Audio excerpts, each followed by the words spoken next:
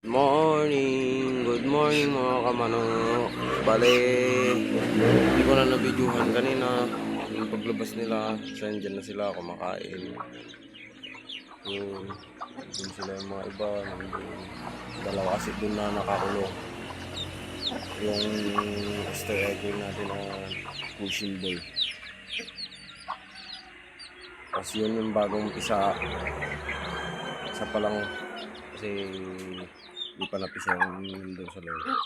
Bale, yun na yung large Belgian Legi natin na sinusubok natin kung kakasta na ba siya o hindi. Tapos itong inahin natin na malaki. Ayan.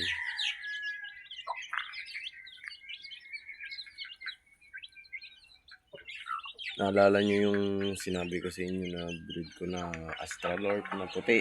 Doon sa unang video natin is wala na siya. Bale, wala na. Ang pinalit ko sa kanila is ang US Silky. May bago tayo. Itong dalawang to. Dalawang cheating. Sobrang kulit. Yan. Okay, so may US Silky na tayo. Tsaka iba-ibang breed dito sa manukan natin na maliit. Yan. Yung 6 na piraso noon na nag-start is ganito karami ngayon. 6 lang noon yan.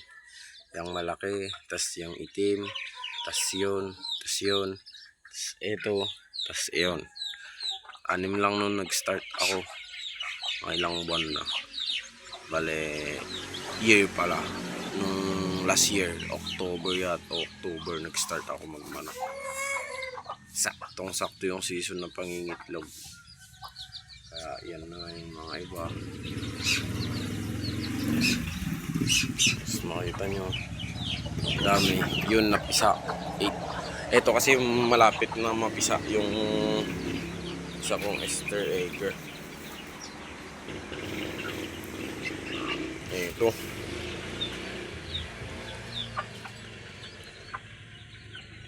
papisahan na to. Bale, ilang days na lang yung Easter egger ko, mapipisahan na yun. Tapos bagong itlog na naman dun sa ibaba. Wala pa yan kasi walang dayami. At naglilimlim. Ito yung first breed ko. At naglimlim na siya. Pero ang binigay ko sa kanya na itlog is Black Astralorp at Ayam Semina. Tapos nandun yung Black Astralorp natin, naglilimlim din. 22 ang itlog. Kaya sa produce and provide, sipag lang talaga. Yan, nakatapos lang nilang kumain. Napakain kasi ako kanin tsaka basta linggo kanin ang binibigay kong pagkain nila. Malit. Mas balay naglalabasan na kasi yung mga yan. Naglalaro na sila sa labas. Mayang tanghali, babalik yung mga yan, kakain na naman. As yung ducks natin, ito malaking lalaki.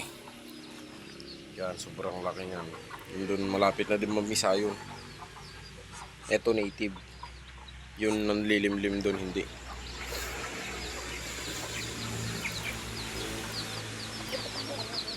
So paano guys, yun na muna ang papakita ko sa inyo.